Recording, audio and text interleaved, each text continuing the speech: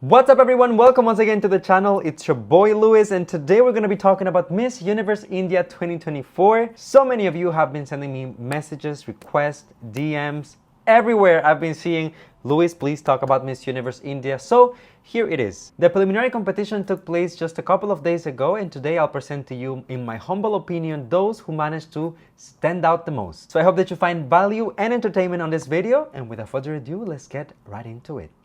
At the 10th position on my list, I have candidate number 13. She came out looking beautiful in this particular gown, which combines silver and golden. This is a staple in pageantry, nothing new, nothing crazy, but we have to give it to her that she looks divine.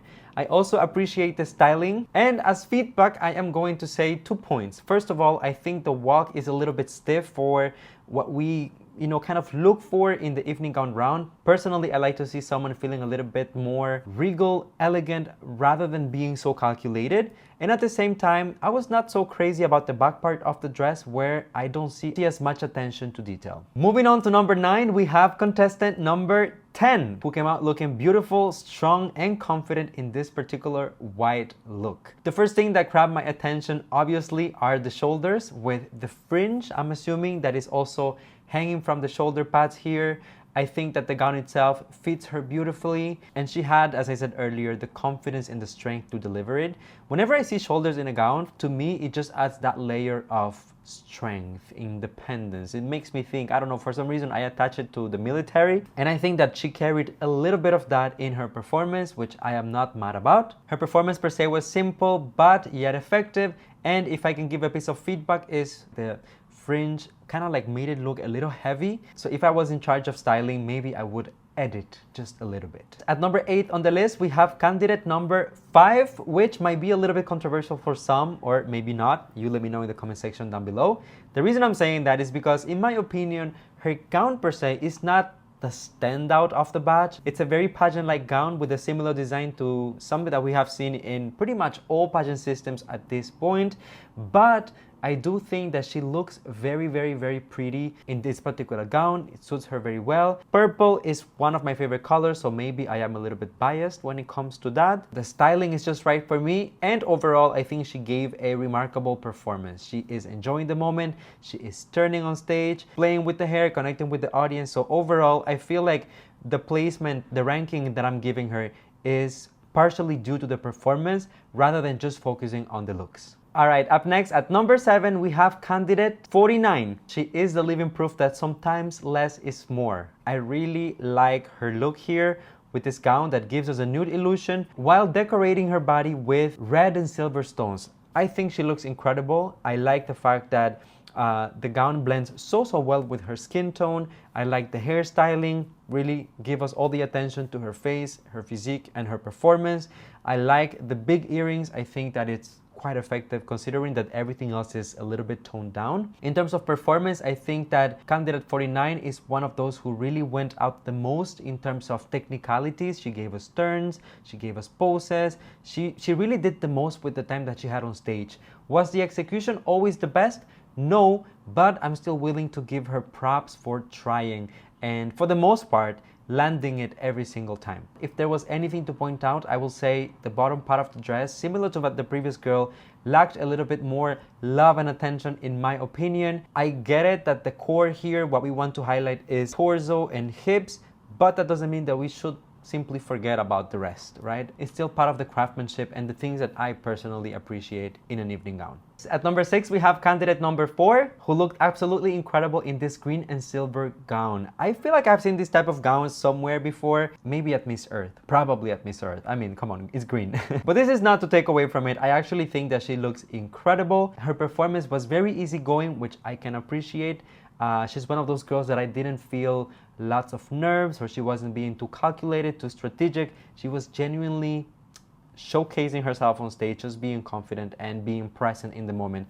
Personally, that's what I like. I know it's not everyone's cup of tea, but I'm more than okay with that. As you can see, the dress has this train or fabric that she can carry with her hand. Most girls will simply just go ahead and carry it beautifully and walk on stage. I appreciate that towards the end she took a risk and decided to turn and have something dramatic, eye-catching to add to the performance. So Because of all of those reasons, looking great and great performance, girl, you're number 6. Moving on to number 5, we have contestant number 47, who came out looking incredible in red and obviously doing a reference to the very known and loved Lara Dutta. Of course, this is Miss Universe India. What better stage to pay tribute than this one? She went obviously for the same gown color, very similar hairstyling, and although the design is not quite the same, you can instantly get the reference.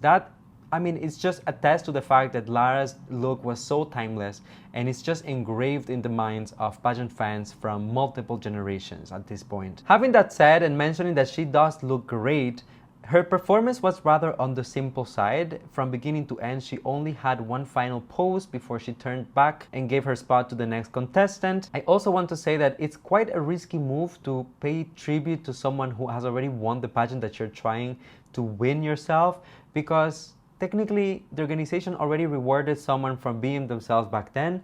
You should be showcasing who you are as a person.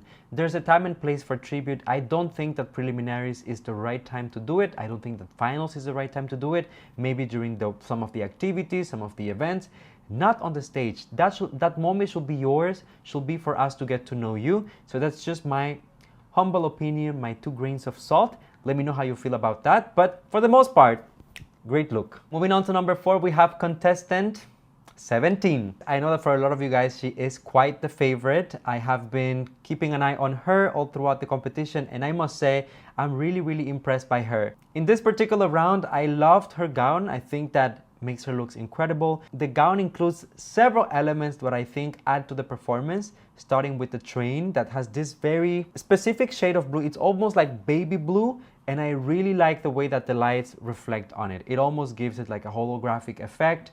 When you pay attention to the gown, there's also different elements to it.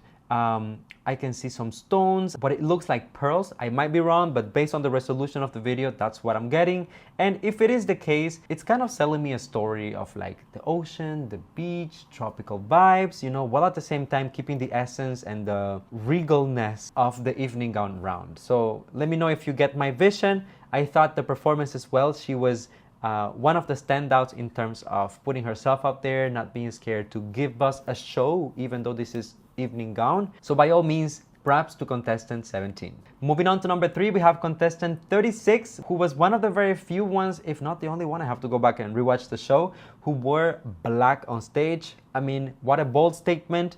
It is nothing new to wear black on stage, but it's quite rare in pageantry, I would say. Usually girls want to go for bright colors, girly colors, or more like metallics in order to stand out and shine on stage. But I think that black, when done right, can achieve the same effect for you if you can pull it off. Her dress is beautifully accessorized with the little headpiece that she has here. I don't know how you call it, maybe like a little head chain. There are also some elements hanging from her arms, which it's almost like a fringe effect, so it adds to the movement, the flow of the dress. And as you can see, the dress is actually quite fitted, quite revealing as well on the leg part. And to be honest, I'm not mad at it. I'm happy with the outcome, and I hope you are too. Let me know. Second spot on my list goes to contestant number 16. I wonder if this is controversial, because I know she is y'all's favorite. Every time I look on the predictions and stuff from Miss Universe India, she's always at number 1. I'm gonna tell you, I know that this is a seasoned queen. I know she competed before at Miss USA. I know she had an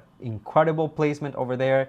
I think that this performance was great. Obviously, she is second on my list, but I was expecting a little bit more.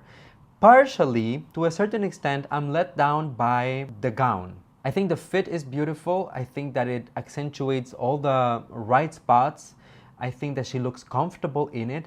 I'm just not so sold about the storyline in terms of color. The way that it reflects with the light, it almost comes across as like a shade of pink with silver, but then if you look at the inner part of the dress, it's kind of like a red salmon. I don't know what's going on here with the color story, to be honest. Maybe if it was a different color, I will feel differently about it. Does she still look beautiful? Absolutely. No one can take that away from her. I mean, just look at her. I like the earrings, I like the shoe, I like the performance. I am not super sold completely on the hair. I think that it's a little bit too out there for me. It gives me all the pageant vibes. Do I still think that she has a chance to win the crown? Absolutely, but she has to bring her A game during finals. All right, last but definitely not least, my number one spot goes to contestant number 7, who came out in this golden number. Absolutely stunning. First, I'm going to say I appreciate the craftsmanship of this dress, the attention to detail, the way that it's so intricate. From head to toe, there is thought. I can already tell by the construction of the dress, this must have taken so long to design and execute, considering that this is not just a simple golden fabric or a golden material. They have to cut the lines and they have to make sure that everything is symmetrical, that it fits her well. They didn't just stop at the dress, they went ahead and worked on the neck as well. We can see accessories as well on the ears. Really out there, really dramatic.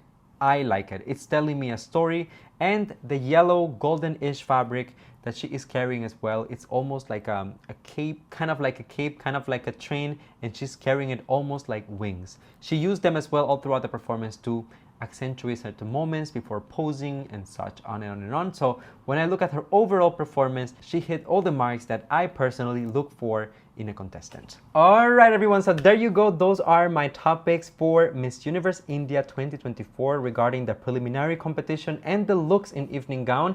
I know that you have been waiting for this video, so go ahead, let me know in the comment section down below. What do you think about my picks, my comments, my feedback? Do you agree? If you have anything else to add, feel free to do so. And if you enjoyed this, go ahead, drop a like, subscribe, share the video with a friend, and stay tuned for more because there is a lot of content coming up. Love you guys, and I'll see you on the next one.